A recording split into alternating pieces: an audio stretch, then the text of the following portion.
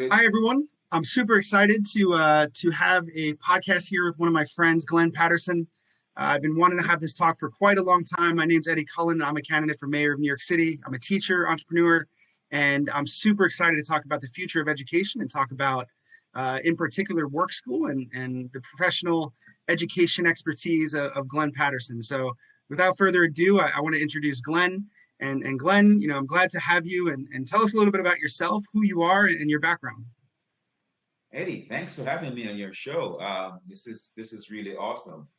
Yeah. So my name is Glen Patterson. I've been participating in the tech ecosystem for a number of years. I teach at City College. I'm a faculty member, lecturer, teaching entrepreneurship and marketing for innovators. So I enjoy doing that, and particularly my background evolves from finance. So I evolved out of finance and made the change into education and fall in love with edtech space. But working with entrepreneurs based on some of the things that I learned and some of the tools that I learned from finance in terms of how to raise capital for people, how to help people scale up their companies. So I enjoy doing that and just find it really useful in terms of teaching it as well as in entrepreneurship and then working with people across the ecosystem in New York and throughout the US, just identifying how to scale their companies and how to work with their companies. That's great. So tell me a little bit now about your current project, Work School, and how did you get to the concept, the idea? Tell me a little bit about that entrepreneurial journey. Yeah, no, that's a great question. So particularly as a faculty, we are always coming across students talking to us about different things, different ideas. Some of the pain points the students were sharing was that, especially the students in my ecosystem, CCNY, and the CUNY family, is how do they onboard a job after they finish? And most of them could get a job. Some of them were having struggles finding the right pathway to that job. What are some of the skills? Some of them indicated to me that they needed to go back to school and onboard more learning and more ideas. So at the same time, I was doing some mentoring for a company and met my co-founder, and in it we started. Actually, I did. To be honest with you, I didn't know it was going to be my co-founder. We were just talking. I was actually mentoring a company he was running, and in that process, we became really friendly. We get to know each other a little bit, start learning about each other, and his company wasn't doing as well as we thought it was. So one day we were just talking about it, and I said, um, here's a problem that I'm seeing a lot of students facing. What if we brainstorm? What would the solution look like? So we actually didn't know what a solution would look like. We didn't even have a name. It was just, here's what the students are telling me when they basically finish school. They're thinking of, okay, I need to get a job. They go out there, they're looking for a job, and then some of the feedback is, oh, you need to upskill, you need this skill, and they're saying, oh, where do I get that from? Do I go back to school? Do I take my time and learn it? So my answer to most of the students was always Coursera, right? Our Udacity makes sense. But the feedback from the students were, well, Coursera doesn't give me a learning pathway. I'm not sure. I go there and there are 5 million courses. I'm not sure exactly what to do and where to go. So, and they said, more importantly, it doesn't direct me to a job. And again, this was what, a year and a half, 2 years ago. So I started thinking about it more and more, and just it just dawned on me that so many students were having the same problems. So I said, okay, is this a problem across the ecosystem? So in talking to Rakesh, who now become my co-founder in this process, we started brainstorming. Okay, what would a solution look like? What could we think of? So we just brainstormed. We just kept brainstorming around potential solutions. What would a Coursera? And then finally we came to this notion: what if we created, at least in the MVP stage, a platform for education that looks like uh, Netflix when it started? And What if we Glen, do that initially? so you say the word MVP. So what does that mean for our viewers who maybe might not be entrepreneurs? What does MVP stand for? Great question. So we view the MVP as a minimum viable product, which means that you're building something not scalable. So think of it. You're just taking the basic one or two features in a vision that you probably have that has a million features and just try to start with those two features. It's not scalable. It's more just here are two feature set that I'm going to take out and see if these things can work. And ours was just aggregating courses on our platform. And the way we started, by the way, we didn't start coding right away. We actually went to Wix.com and bought a Wix platform for $20. That was it. And we laid out a framework on Wix and just said, okay, here's the framework that we're looking at. Let's use this to test. So we started talking to users. And again, that wasn't a scalable thing, right? You can't code it. It doesn't go anywhere. It doesn't capture anything. But we were just using it to test people, just like, okay, this is the landing page. Here's what we have on it. And we didn't even have any courses on it. It was just who we are, what we want to do, what does the framework look like, what does the pathway look like, and we just start talking to people about it. Like, here's what we're thinking of building. Tell me what you think about it. Here's where the courses are, and here's a pathway to a job. Start getting feedback. Start getting a lot of feedback from people. In the process, and I'm talking to people. I met our next co-founder, who is a technical co-founder, and we said, here's what we want to build. How do we let's start thinking about the build and the design, right? So we onboarded a designer who helped us with the first iteration of basically our what I would consider now is at least a beta version of the MVP, basically, which we started coding. So we basically designed it, laid out a wireframe, and again, a wireframe is just um, it doesn't have to be as technical as using some computer. You could actually sketch it out on a piece of paper if you want. You could use a Word document and sketch it out. We use a computer simulation and just drop the wireframe, and that allowed us to give us the first version of what our site would look like. It was pretty fast. I wouldn't say it was the best looking thing, but we had it out there and started testing to people, and people liked it.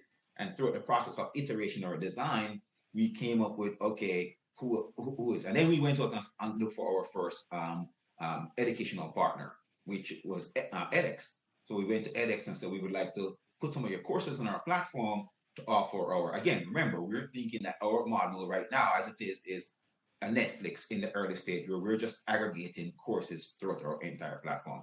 So we were fortunate we had edX, and we used edX for about 6 months just to test our platform. And then from there, we kept building on. So as our platform looks today, basically, which I would say is a still a beta version of our MVP, is primarily users can come to our platform.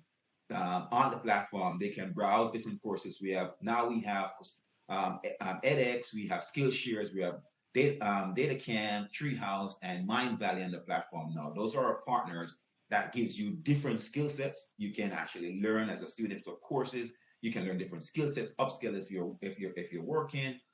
So the pathway has been created now. As we go forward, our goal is basically to move from, again, this what I would think of now is scalable now, but to move from a conceptual thing where people are doing it to a machine learning AI, where we want to build that so they become the predictive tools on the platform. So at scale, that's what our platform will look like. So our machine learning AI will take over the whole predictive tool and help our users when they come to the platform by giving them certain details, and that will just help them to say. And on the back end of that, what we want to do is to create a platform to now integrate the work piece of it, the job piece of it, where we are going to employees and say, come to our platform and allow our users to basically find jobs on your platform, and vice versa. If an employer is looking for a particular skill set,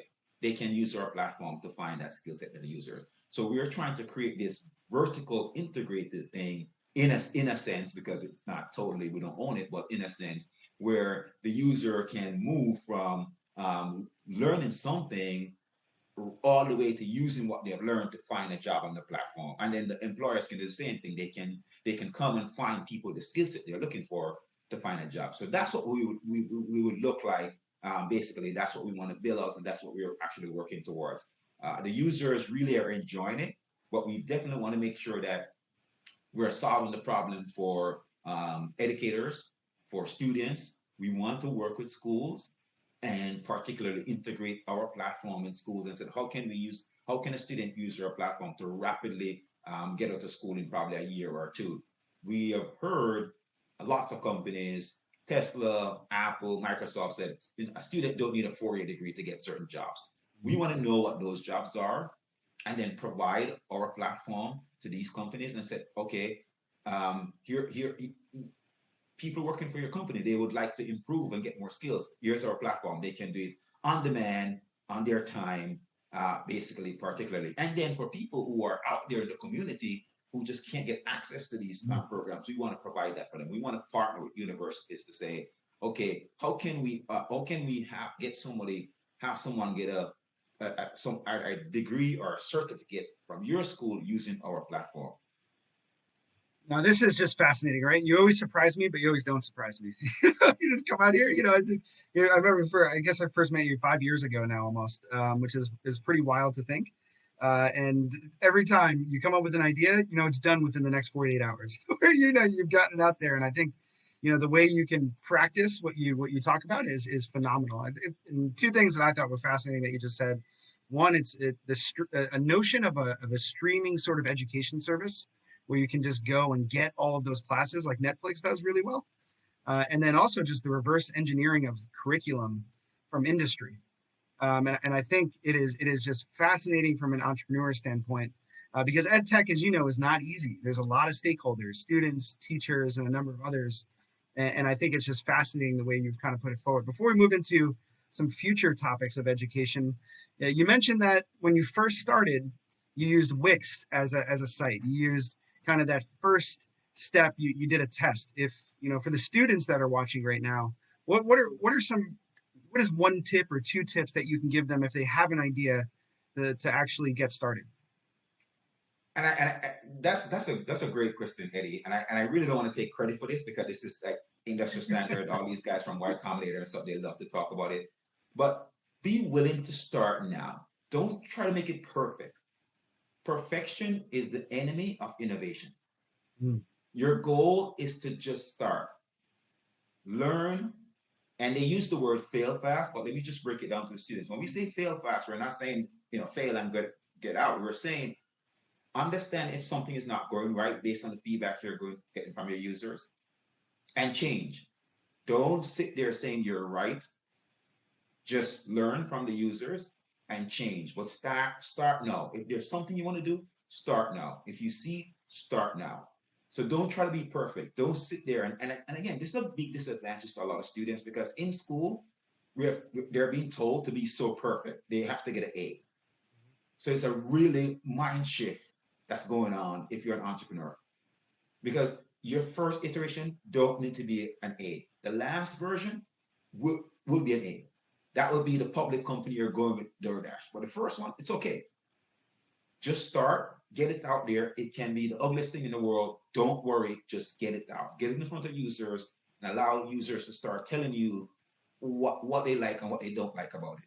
Do a lot of testing, talk to a lot of people continuously as much as you can. And I know it's a struggle right now in the pandemic because we are getting a hard time getting in front of people, but be innovative, right? Here am I talking to Eddie online in a new platform that I've never seen, but I have to adapt. I have to sit down and adapt to figure out, okay, what is this platform and how it works, right? So be innovative, be willing to learn, be willing to adapt, and that is the most thing. Start now and be willing to learn.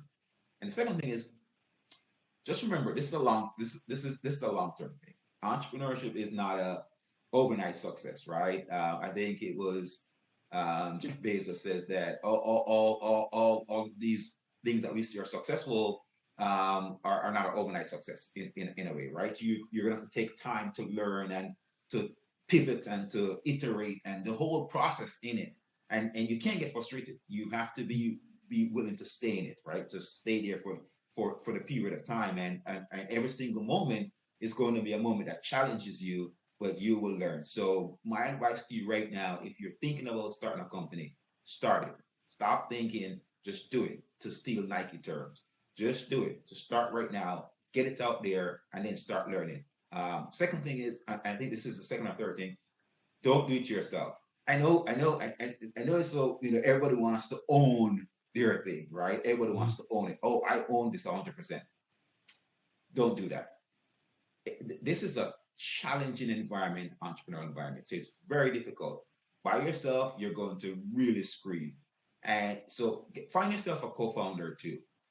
If you're not a technical person, I would advise you to find a technical person and leverage that skill set. Share share the ideas, share the time, share the discussion, work together, and just build this thing. But don't be in this mode where you're saying I own this 100%. It's actually a fool's game, right? Michael, I think it was Michael Jordan that says talent win games, team win championship, right? So if you really want to get this thing to a point where it's scalable, go public, you can't do this alone. So I would advise you, don't try to do this alone. Find yourself a co-founder, start networking, network on LinkedIn, network in your school, find somebody you want to work with, find your early adopters, your early people, and start and work on this thing. See, it's funny you say that because I think you've kept me honest throughout my career. I think you're one of the only people, and there's a few that I really listen to as a mentor. But you've come to me and you said, "Ed, don't do it yourself. Like, go get people on your team, go talk with people." And I think as a young entrepreneur, those are some of the challenges, right? You think you have to sit in the ivy tower and do things alone, and I've struggled with that big time. And I think you've seen that to me, and you've kind of laughed at me, and with me, laughed with me, and saying, "Ed, just." We can build a team out, we can do things. And I think you're one of the better entrepreneurial managers that I've ever seen, because it's tough when you're building a startup. You're going into the unknown. You're building something that isn't, it's not, I forget who said it, but you got to be a little crazy, right, to start a company in a good way, right? You got to, it's almost like I think of John Lewis from the political world. You got to get into some good trouble, right? And you got to, like, literally, go down a pathway that might be, you don't know where you're going, but you got to build people around you to do that.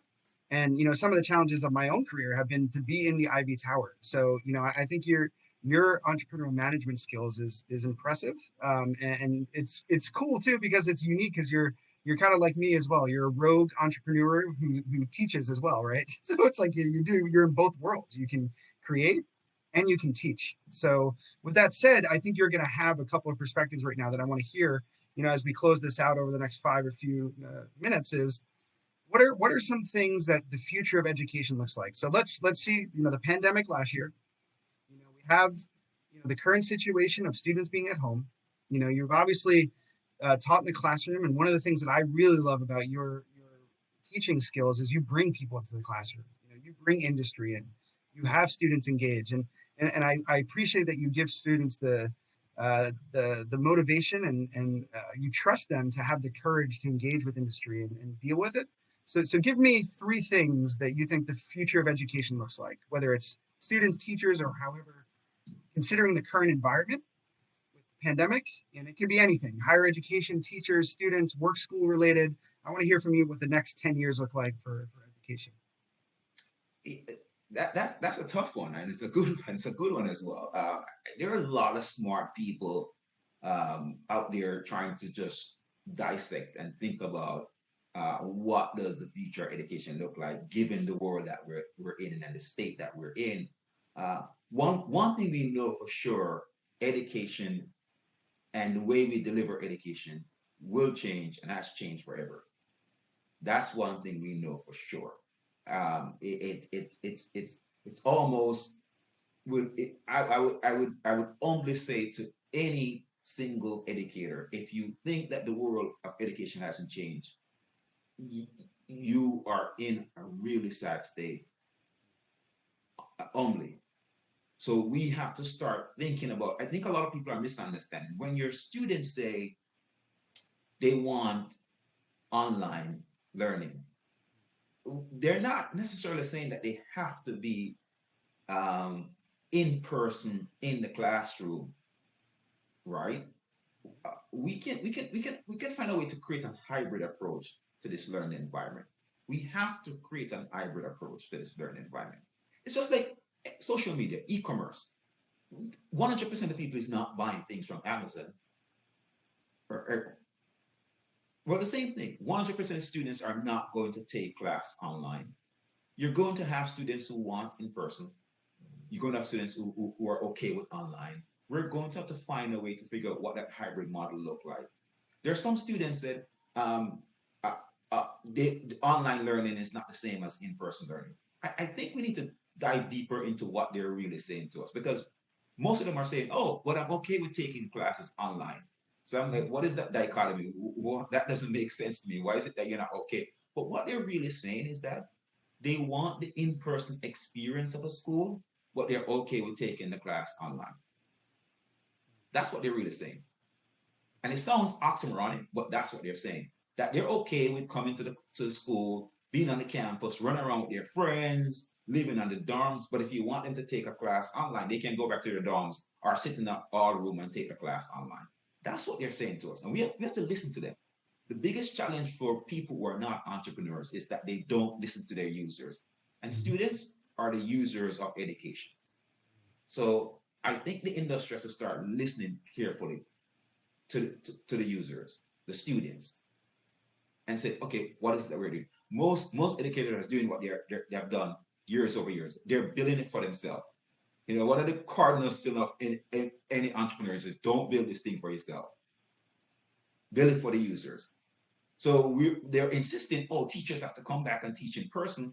But okay, that might be true in some cases, but have you tested this? Have you figured out if this thing is, you can now use some of the things that we have learned over the last year, 8 months to a year, 9 months to a year, and figure out how to make education better for all, right? And whether this is higher head, whether this is K through 12, we have to figure out how do we make this better for all. I'm in the higher head space, so I'm focusing more on higher, basically. But I think the same philosophy basically has to go in.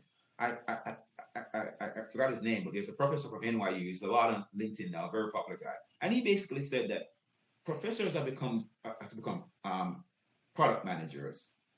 So we have to start developing our own idea and courses to engage students, use the tools that we want to engage them, how we want to engage them, how we want to basically get students adaptable to the platforms that we're using. So we have to think about it. And like I said, there are a lot of smart people out there that are basically trying to. I think we have to start listening and collaborate and learn from each other. But for sure, we are certain that education and the way we deliver the content of education has changed forever, and we cannot put it back in a box. The genie is out of the box. We cannot put it back. Right? COVID-19 has said to us, okay, this model is a failed model. We need to basically think as to what, and I know what's going on with a lot of educators is that they don't want to abruptly go online because it might cost them. I understand it might cost them a lot. So let's gradually integrate some of the things that we're doing to move the needle a little bit more, where we potentially have a 40% over the next 5 years, where we have 6% of the students are still in school and 40% online, or some model of that. But I think it will be a very, very, very unfortunate situation where we go back to where we were and not use all of the things that we have acquired, the learning, the knowledge set that we have acquired over the last 8 months, to basically move the school online and use that to become more productive as institution. With the Workschool platform, as you highly said, we want to be able to participate in that. We want to be able to participate in that. We want to basically take this platform and say, let's work with the universities. Let's figure out how we can collaborate. And there's some really awesome people. Like John Castman comes to mind, right? John is creating Noodles, that really powerful platform to support universities. So there are a lot of tools out there that are basically pushing. And again, John is one of my personal idols, to be honest with you, in terms of the educational space. Somebody I looked up to, love listening to him speak about education, because he to me is the epitomizes how to really create a tech platform, basically. So I think there are a lot of smart people out there trying to solve this problem, and we have to start collaborating and think. But if we think that going back to where we were a year or a year and a half year ago is a solution, that's wrong. That's a failed solution. We have to think about how do we take what we have, integrate it, create an online world where we're creating either hybrid world, basically, and continue to upgrade the benefits and the features that we're offering to our users.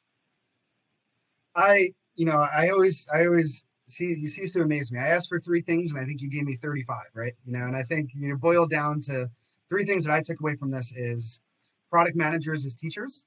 So I think that was a great point that you said. We need people who are just managing students like it's almost like they're users, right, in the classroom.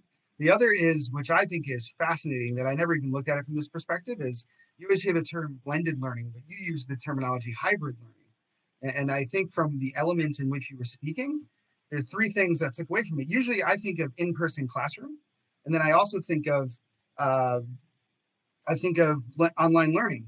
You just went further, and you just said we need to be in the classroom, we need to have online learning, but then we also need people out in industry. So you took it just now and made it almost kind of a three-tier, learning methodology, which I think is fascinating and innovative in its approach. And then the third part that I thought you mentioned that was on point is the gradual change, the 60-40% rule. I think educators could really benefit from that perspective. And the 60-40% rule, for me, it's funny that you say these things, and I'm not going to go down the rabbit hole of government, but I almost feel like our leaders in government should also be product managers. Our leaders in government should be entrepreneurs, and they should be, it's really funny you say this. Like you look at my campaign, my first website was terrible.